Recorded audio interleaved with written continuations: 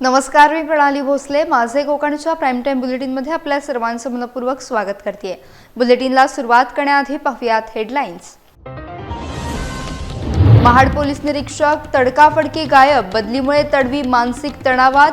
पत्नीनं केले गंभीर आरोप. वरिष्ठांकडून कोणतीही प्रतिक्रिया नाही. शहरात उलटसुलट चर्चांना उधाण. रोह्यात दारूभट्टीवर सशस्त्र राडा. खबर देणाऱ्या तरुणावर हल्ला. पोलीस हवालदार देखील हल्ल्यात जखमी. 16 जणांविरोधात गुन्हा दाखल. आरोपींमध्ये 11 महिलांचा समावेश.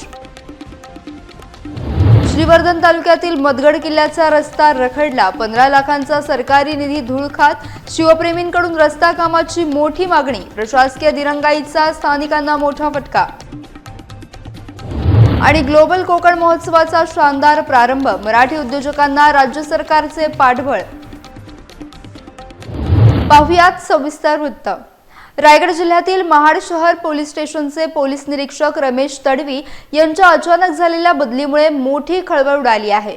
बदलीचे आदेश मिळताच तडवी आपला मोबाईल फोन बंद करून गायब झाल्याची धक्कादायक माहिती समोर आली आहे. सायंकाळी नेहमीप्रमाणे कामावर गेलेल्या तडवींनी काही महत्त्वाची कागदपत्रे घरी पाठवली आणि स्वतः परत न येता तिथूनच निघून गेले. त्यांच्या चालकानं घरी जाऊन चावी सोपवली आणि साहेबांनी फोन बंद केल्याचं कुटुंबाला सांगितलं.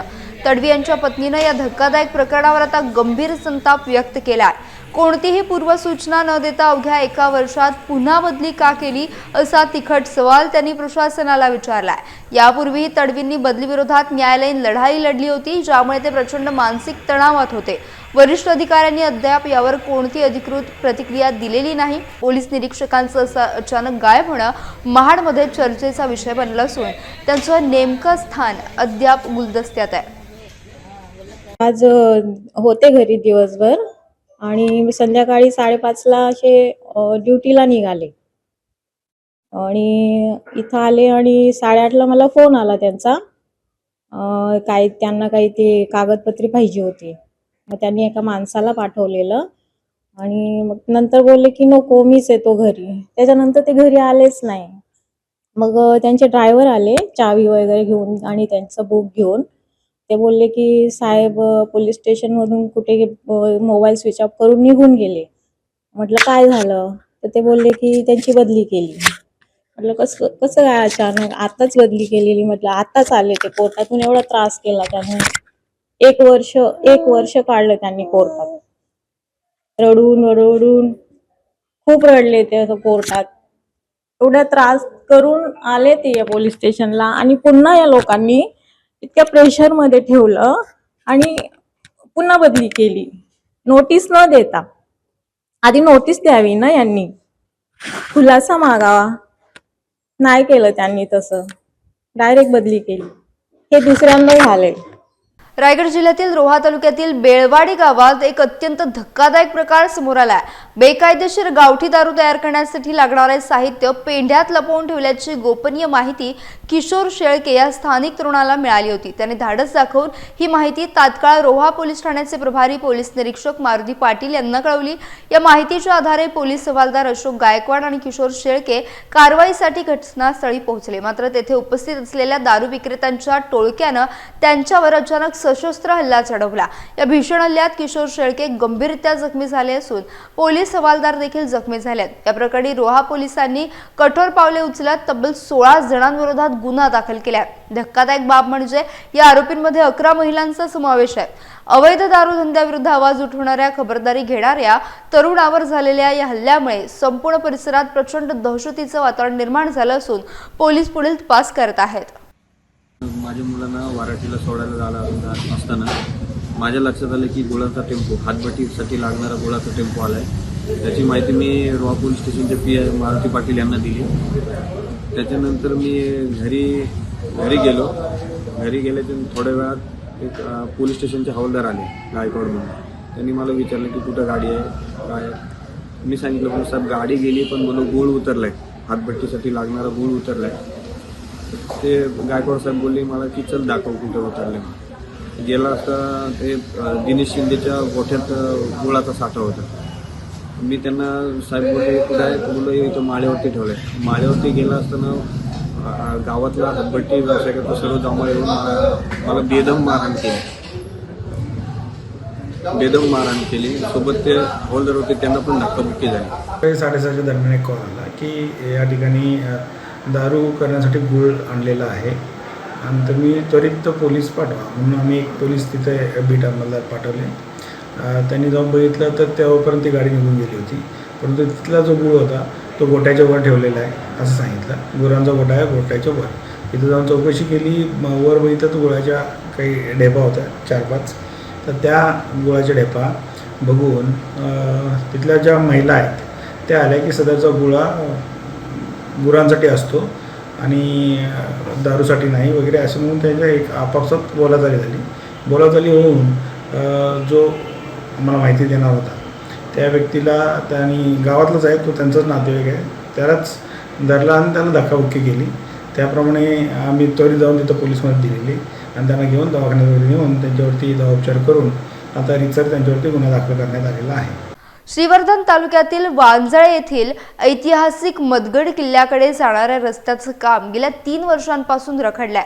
कोकण पर्यटन ग्रामीण विकास योजनेअंतर्गत 600 मीटर रस्त्यासाठी 15 लाख रुपयांचा निधी मंजूर झाला होता. मात्र प्रशासकीय दिरंगाईमुळे या शिवकालीन रस्त्याच्या विकासाला मोठी खीळ बसली आहे. यापूर्वी या रस्त्याच्या कामात वन विभागाच्या जमिनीचा तांत्रिक अडथळा येत होता. मात्र जिल्हा परिषद बांधकाम विभागाने दिलेल्या माहितीनुसार आता हा अडथळा पूर्णतः दूर झालाय. तरीही प्रत्यक्ष रस्त्याच्या कामाला अद्याप सुरुवात झालेली नाही. या परिसरातील निसर्ग सौंदर्य आणि किल्ल्याचे ऐतिहासिक महत्त्व पाहता पर्यटकांची इथे मोठी वर्दळ असते.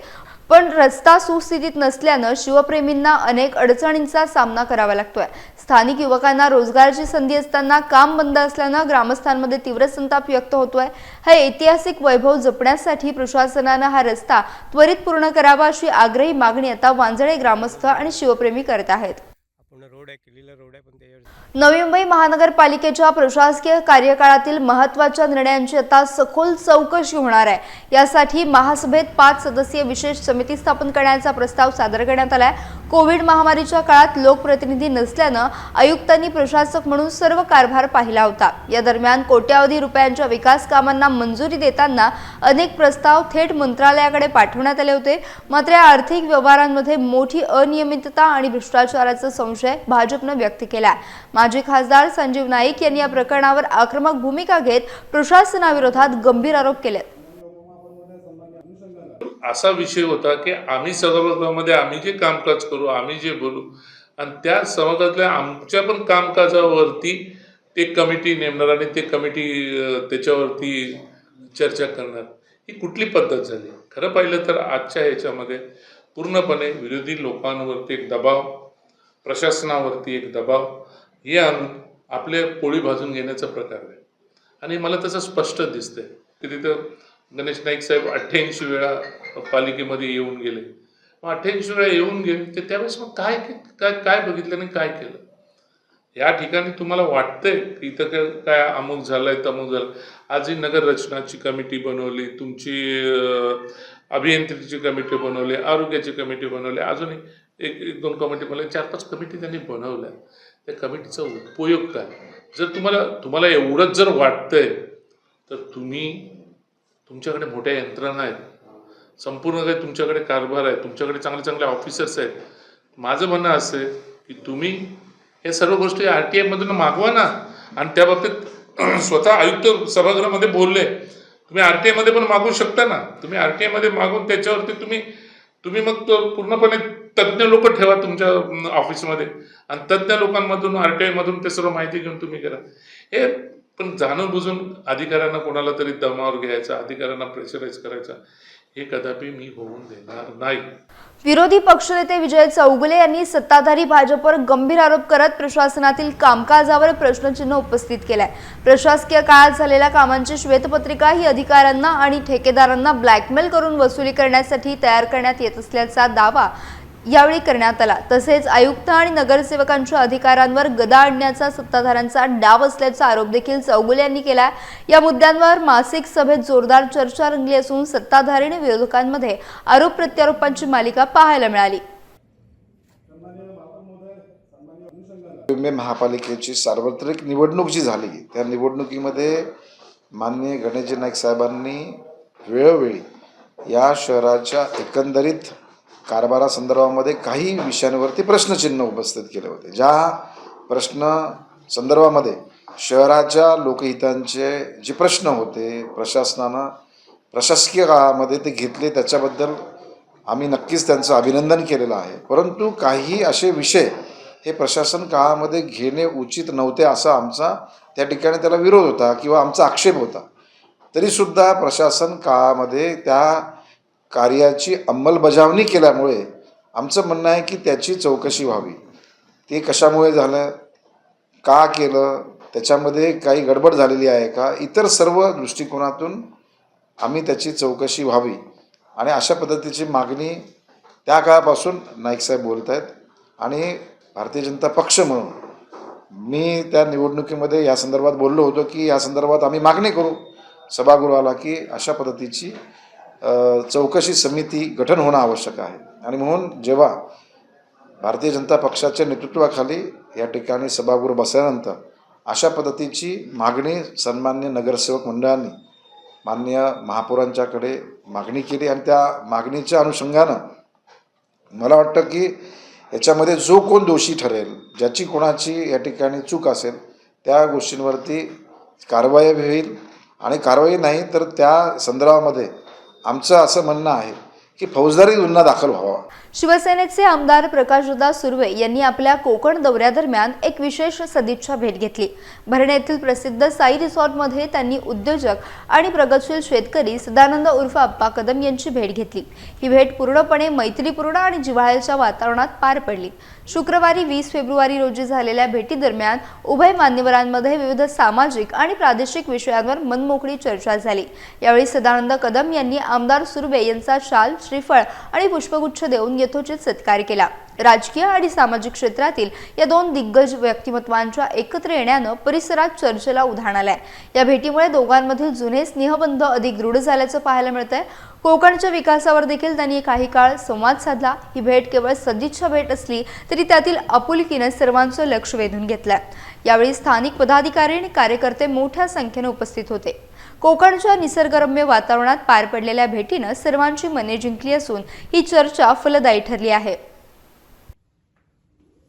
रायगड जिल्हा परिषद निवडणुकीच्या निकालानंतर जिल्ह्याच्या राजकारणात मोठ्या घडामोडींना वेग आलाय. सर्वाधिक 21 जागा जिंकूनही शिवसेना शिंदे गटाला सत्तेबाहेर ठेवण्याचा डाव आखला जात असल्याच्या चर्चा सुरू आहेत. अशातच भाजप आणि राष्ट्रवादीच्या नवनिर्वाचित सदस्यांचा गोव्यातील एकत्रित फोटो समोर आल्यानं राजकीय वर्तुळात मोठी खळबळ उडाली आहे. या घडामोडींवर मंत्री भरत गोगावले यांनी भाजप राष्ट्रवादीवर जोरदार प्रहार केला. कोलाड येथे बोलताना गोगावले यांनी भाजप आणि राष्ट्रवादीला आपले सदस्य फुटतील अशी भीती वाटते, म्हणूनच त्यांना गोव्यात पाठवण्यात आलं असावं असं म्हटलंय. आम्ही त्यांचे सदस्य पळवू अशी भीती त्यांना असावी, मात्र एकतरी सदस्य जागेवरून हल्ला आहे का असा खोचक सवाल त्यांनी केलाय. आम्हाला आश्वासित केलेलं आहे मुख्यमंत्र्यांनी आणि मुख्यमंत्री आणि शिंदे साहेब यांची चर्चा चालू होती. उदय सामंत यांनी आम्हाला चर्चेला सांगितलेलं आहे. अजून आमच्याजवळ काही चर्चा झालेली नाही, परंतु मुख्यमंत्री उपमुख्यमंत्री चर्चा झालेली आहे. बघूया आता त्यांची वाटचाल चालू आहे हे आम्हालाही कळते दिसतंय, पण हरकत नाही आहे. जे काय असेल त्याला आम्ही सामोरे जाऊ. नाही ठीक आहे ना, काही त्यांना काळजी वाटत असेल त्यांच्या सदस्यांना की आम्ही त्यांची सदस्य उचलू काय, जेव्हा असं असेल तेव्हा आम्ही एकतरी सदस्य कुठं हलवलाय का? त्यांनीच त्यांचे दोन्ही पक्षाचे सदस्य नेलेले आहेत. त्यामुळे बघू आपण पुढं काय होतंय ते. सत्तेच्या समीकरणापासून जर आपण वंचित राहिले तर आपली रणनीती कशी असेल? सांगितलं ना मगाशी, पुढच्या काही निवडणुका येत आहेत ना, तेव्हा मग शिवसेनेची जरूर लागल, त्यावेळेला मग आम्ही बघू काय करायचं ते. पालघर जिल्ह्यातील शिरगाव समुद्र किनाऱ्यावर ग्लोबल कोकण महोत्सव आणि कोकण सरस प्रदर्शनाचं दिमागदार उद्घाटन राज्याचे वनमंत्री गणेश नाईक यांच्या हस्ते झाले. यावेळी नाईक यांनी मराठी माणसाच्या कर्तृत्वावर विश्वास व्यक्त केला. बुलेट ट्रेनमुळे गुजरातमध्येही व्यापाराच्या मोठ्या संधी उपलब्ध झाल्या असून मराठी उद्योजकांनी या संधीचा लाभ घ्यावा असं आवाहन त्यांनी केलं. राज्य सरकार उद्योजकांना सर्वतोपरी मदत करेल अशी ग्वाही देखील त्यांनी दिली. या महोत्सवात 400हून अधिक स्थानिक उद्योजक उद्योजकांनी आपले स्टॉल्स लावले आहेत, ज्यात 100हून अधिक महिला बचत गटांचा सहभाग आहे। कोकणातील समृद्ध खाद्य संस्कृती, फूड फेस्टिवल आणि मराठी चित्रपट महोत्सव ही या प्रदर्शनाचे प्रमुख आकर्षणे ठरत आहेत। तसेच राजा रयतेचा हे 100 कलावंतांचे भव्य महानाट्य प्रेक्षकांसाठी पर्वणी ठरणार आहे। या महोत्सवाच्या माध्यमातून कोकणच्या विकासाला नवी चालना मिळण्याची अपेक्षा व्यक्त होती आहे। पालघर जिल्ह्याच्या पर्यटनाला आणि स्थानिक व्यवसायाला मोठी उभारी मिळेल असा विश्वास देखील व्यक्त करण्यात आला आहे। स्थानिक उत्पादनांना जागतिक बाजारपेठ मिळवून देण्यासाठी हे प्रदर्शन महत्त्वपूर्ण व्यासपीठ ठरत आहे। अध्यक्ष असल्यामुळे आपण काय सांगाल? हा ऐतिहासिक महोत्सव आहे आणि माननीय गणेश नाईक साहेब आपल्या सर्वांचे आवडते दादा यांच्या अध्यक्षतेखाली हा महोत्सव होतो आणि हा महोत्सव एक डिव्हाइन मुवमेंट आहे। कोकण खूप सुंदर आहे आणि ते आपल्याला जगासमोर न्यायला पाहिजे। मार्केटिंग केलं नाही तर कोलगेटसुद्धा 1 वर्षात लोक विसरतात। त्यामुळे सुंदर जरी असलं तरी आपल्याला आपलं बोललं पाहिजे। आपलं कोकण, आपलं पालघर, आपला सिंधुदुर्ग, आपलं रत्नागिरी खूप सुंदर आहे आणि ते जगासमोर नेण्यासाठीचा हा उपक्रम आहे। अर्थात महाराष्ट्र सरकार, पर्यटन विभाग या सगळ्यामध्ये नियमितपणे सहभागी होतात। शासन व्यवस्थेबद्दल आपण नेहमी तक्रारी करतो, पण बऱ्याचदा शासन व्यवस्था मदतसुद्धा करते। त्यामुळे जे चांगलं होतं त्याला ॲप्रिशिएट केलं पाहिजे आपण। इथे डायरेक्टर ऑफ टुरिझम, MTDC आणि सगळ्यात महत्त्वाचं फॉरेस्ट विभाग नाईक साहेबांचा सगळेजण सहभागी आहेत आणि पहिल्यांदा कोकणात होतो आहे ग्लोबल कोकण, पण तो आतापर्यंत झाला त्यापेक्षा सगळ्यात मोठा होतो आहे आणि हा महोत्सव कदाचित महाराष्ट्रातला सगळ्यात मोठा बीच फेस्टिवल ठरेल आणि ग्लोबल कोकणच्या माध्यमातून भविष्यात भारतातले सगळ्यात मोठे बीच फेस्टिवल आपण कोकणात करू। हा जो समुद्रकिनारा आहे खूप सुंदर आहे, पण तो जगासमोर आणण्याचं काम ग्लोबल कोकण करेल। रोहा तालुक्यातील ज्येष्ठ बहुआयामी लोकनेते भाईसाहेब पाशीलकर यांच्या निधनानंतर आयोजित शोकसभेत संपूर्ण जिल्हा शोकाकुल झाला। रोह्यातील ज्येष्ठ नागरिक सभागृहात पार पडलेल्या सभेत राजकीय, सामाजिक आणि औद्योगिक क्षेत्रातील मान्यवरांनी आपल्या लाडक्या नेत्याला भावपूर्ण श्रद्धांजली वाहिली। पाशीलकर यांचा दरारा, रुबाब आणि सामान्य जनतेप्रती असलेली तळमळ पुन्हा होणे नाही अशा शब्दात उपस्थितांनी आपल्या भावना व्यक्त केल्या। यावेळी माजी आमदार अनिकेत तटकरे, ॲडव्होकेट राजीव साबळे आणि PP बारदेशकर यांच्यासह अनेक मान्यवर उपस्थित होते। पाशीलकर यांनी जिल्हा परिषद उपाध्यक्ष आणि सभापती म्हणून केलेल्या कार्याचा गौरव करण्यात आला। MIDCचा विकास असो वा कामगारांचे हक्क, भाईसाहेबांनी नेहमीच खंबीरपणे साथ दिली। त्यांच्या आठवणींना उजाळा देण्यासाठी त्यांचं कार्य पुस्तक रूपानं लोकांसमोर यावं असं आवाहन अनिकेत तटकरे यांनी केलं। या शोकसभेला शेकडो चाहत्यांनी हजेरी लावून आपल्या लोकनेत्याला अखेरचा मानाचा मुजरा केला। त्यांच्या निधनानं जिल्ह्याने एक नेता हरवल्याची भावना व्यक्त केली।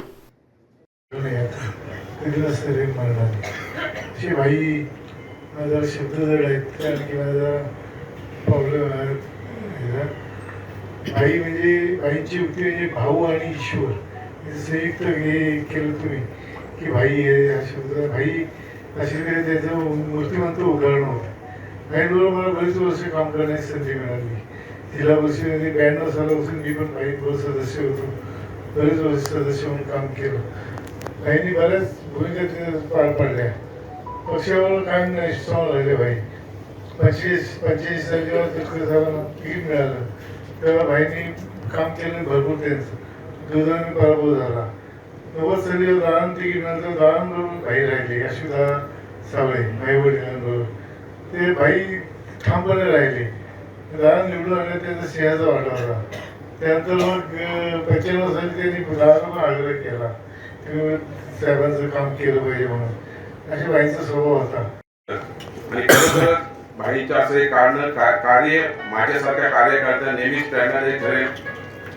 जरी भाई आज नसतील परंतु त्यांचे संस्कार, त्यांनी केलेले काम हे माझ्यासारख्या कार्यकर्त्याच्या मनात नेहमीच जिवंत राहील। मी माझ्या शिवसेना पक्षाच्या वतीने आणि सैराट वसाले मतदारसंघाच्या जनतेच्या वतीने त्यांना भावपूर्ण श्रद्धांजली वाहतो आणि ईश्वर त्याच्याची आपल्या चिरशांती देव अशी ईश्वराची प्रार्थना करतो। भाईसाहेब पाशीलकरांनी जिल्हा परिषदेवर काम केलं, सरपंच म्हणून काम केलं, तालुका पंचायत समितीवर सुद्धा काम केलं, सभापती म्हणून पंचायत समितीला होते, सरपंच होते, जिल्हा परिषद सदस्य होते, पण खरं तर त्यांची खरी ओळख ही माणसातला माणूस म्हणून आहे. कारण ती सर्वसामान्य माणसाची नाडी त्यांनी ओळखली होती. त्यांच्या घरी कायम जनता दरबार भरलेलाच असायचा. सर्वसामान्य लोकांच्या गरजा काय आहेत ह्या त्यांच्या एवढ्या ह्या तालुक्यातल्या कुठल्या नेत्यांनी जाणल्या असतील असं मला वाटत नाही. आणि त्याच्यामुळेच राष्ट्रवादी काँग्रेस पक्षाचा तो एक मोठा आघात होता. इतके दिवस ते आजारी होते, पण कुठेतरी त्यांचं अस्तित्व कायम सगळ्यांना त्यांच्यावर प्रेम करणाऱ्या माणसांना कायम जाणवत राहिलं.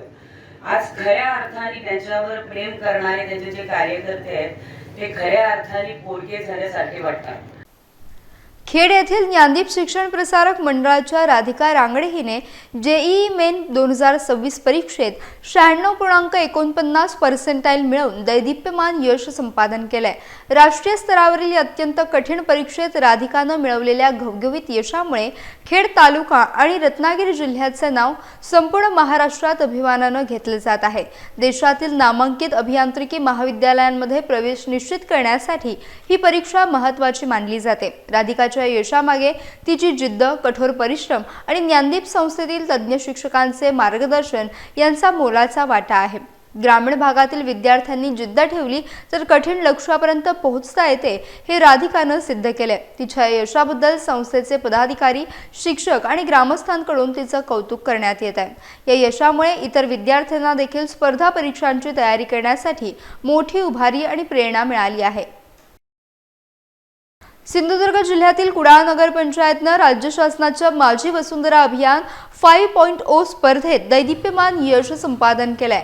15 ते 25 हजार लोकसंख्या असलेल्या गटात कुडाळ नगर पंचायतनं विभाग स्तरावर प्रथम क्रमांक पटकावला असून शासनाकडून 75 लाख रुपयांचं भरघोस पारितोषिक जाहीर झालं आहे.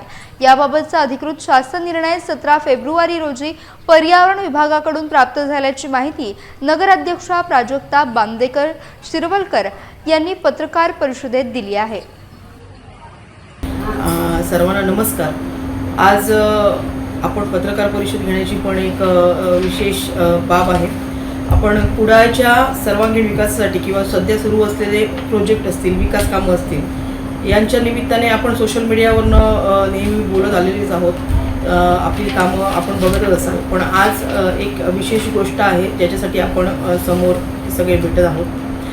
महाराष्ट्र शासनाच्या माझी वसुंधरा अभियान 5 मध्ये कुडाळ नगरपंचायतने विभाग स्तरावर 15,000 ते 25,000 लोकसंख्या गटात प्रथम क्रमांक मिळवलेला आहे. याबाबत अधिकृत शासन निर्णय काल दिनांक 17/2/2026 रोजी पर्यावरण विभागाकडून प्राप्त झाला आहे. तसंच कुडाळ नगरपंचायतीस रक्कम रुपये 75 लाख बक्षीस जाहीर झाले. शिवजयंतीचं औचित्य साधून उरण तालुक्यातील करळफाटा येथील झोपडपट्टी भागात श्री छत्रपती शिवाजी महाराज सामाजिक संस्थेच्या वतीनं गरजूंना गरम चादरींचं वाटप करण्यात आलं. छत्रपती शिवाजी महाराजांचा आदर्श डोळ्यासमोर ठेवून संस्थेनं हा स्तुत्य उपक्रम राबवला. या विशेष कार्यक्रमाला प्रमुख पाहुणे म्हणून रायगड जिल्हा काँग्रेसचे अध्यक्ष महेंद्र घरत यांचे कट्टर समर्थक आणि सामाजिक कार्यकर्ते राजेंद्र भगत उपस्थित होते. राजेंद्र भगत यांच्या शुभ हस्ते स्थानिक गरीब नागरिकांना या चादरींचं वाटप करण्यात आलं. यावेळी संस्थेचे अध्यक्ष सुदेश पाटील, कार्याध्यक्ष विठ्ठल ममताबादे यांच्यासह अनेक पदाधिकारी आणि सामाजिक कार्यकर्ते मोठ्या संख्येने उपस्थित होते. प्रास्ताविक करताना विठ्ठल ममताबादे यांनी संस्थेच्या कार्याचा विस्तृत आढावा घेतला तर अध्यक्ष सुदेश पाटील यांनी उपस्थित सर्वांचे आभार मानले. कडाक्याच्या थंडीत मिळालेल्या मोलाच्या मदतीमुळे गरजू रहिवाशांनी समाधान व्यक्त केले. सायकल प्रेमी फाउंडेशन तर्फे किल्ले रायगड येथे छत्रपती शिवाजी महाराज यांना मानाचे अभिवादन करण्यासाठी एका विशेष सायकल रॅलीचं आयोजन करण्यात आलं. या मोहिमेत एकूण 35 सायकल प्रेमी अत्यंत उत्साहाने सहभागी झाले. हर हर महादेव आणि जय भवानी जय शिवाजी अशा शिवगर्जनांनी खोपोलीचा परिसर भारावून गेला असून येथूनच या रॅलीचा दिमागदार सोहळा सुरू झाला. छत्रपतींच्या गडकिल्ल्यांचे संवर्धन आणि जतन करण्याचा महत्त्वाचा संदेश जनमानसापर्यंत पोहोचवणं हा या रॅलीचा मुख्य उद्देश आहे. ही सायकल रॅली खोपोली, पाली, माणगाव आणि पाचाड या मार्गे प्रवास करत रायगडच्या पायथ्यापर्यंत पोहोचणार आहे. आजच्या धावपळीच्या युगात गडकिल्ल्यांचं ऐतिहासिक महत्त्व टिकवून ठेवण्यासाठी या तरुणांनी घेतलेला हा पुढाकार अत्यंत कौतुकास्पद ठरत आहे. या उपक्रमातून केवळ पर्यावरणाचं रक्षणच नव्हे तर ऐतिहासिक वारसा जपण्याची प्रेरणा सर्वांना मिळते. सर्व सायकलस्वार उत्साहात मार्गस्थ झाले असून त्यांना ठिकठिकाणी स्थानिक नागरिकांचा मोठा प्रतिसाद लाभत आहे. राजापूर तालुक्यातील पाचलमध्ये छत्रपती शिवाजी महाराज यांची जयंती मोठ्या उत्साहात साजरी करण्यात आली. या निमित्तानं नूतन छत्रपती शिवाजी महाराज चौक फलकाचं अनावरण मान्यवरांच्या हस्ते झालं. कार्यक्रमाची सुरुवात महाराजांच्या प्रतिमेला अभिषेक करून करण्यात आली. सौंदळ येथून निघालेल्या भव्य दुचाकी रॅलीत शालेय विद्यार्थ्यांनी ऐतिहासिक वेशभूषा परिधान केली होती, जी सर्वांचं मुख्य आकर्षण ठरली आहे. श्रीराम सेवक मंडळाच्या नियोजनाखाली पाचल रिक्षा चालक मालक संघटना आणि शिवगर्जना मित्रमंडळाच्या सहभागानं हा सोहळा यशस्वीरित्या संपन्न झाला. रॅली दरम्यान जय भवानी जय शिवाजीच्या घोषणांनी संपूर्ण परिसर शिवमय झाला होता. कार्यक्रमात वक्तृत्व आणि किल्ले बनवण्या स्पर्धांचं आयोजन करण्यात आलं होतं, ज्यात बालकांसह तरुणांचा उत्स्फूर्त प्रतिसाद पाहायला मिळाला. ढोल ताशांच्या गजरात निघालेल्या पायी रॅलीनं उपस्थितांचं लक्ष वेधून घेतलं. पोलीस प्रशासनाच्या मोलाच्या सहकार्यामुळे हा सोहळा अत्यंत शिस्तबद्ध पद्धतीनं पार पडला. पाचल आणि परिसरातील शिवप्रेमींच्या मोठ्या उपस्थितीमुळे यावर्षीची शिवजयंती अविस्मरणीय ठरली आहे. याचा बुलेटिनमध्ये वेळ झाली. इथेच थांबण्याची भेटूयात नवीन बुलेटिनसह. तोपर्यंत तुम्ही कुठेही जाऊ नका. पाहत राहा फक्त माझे कोकण.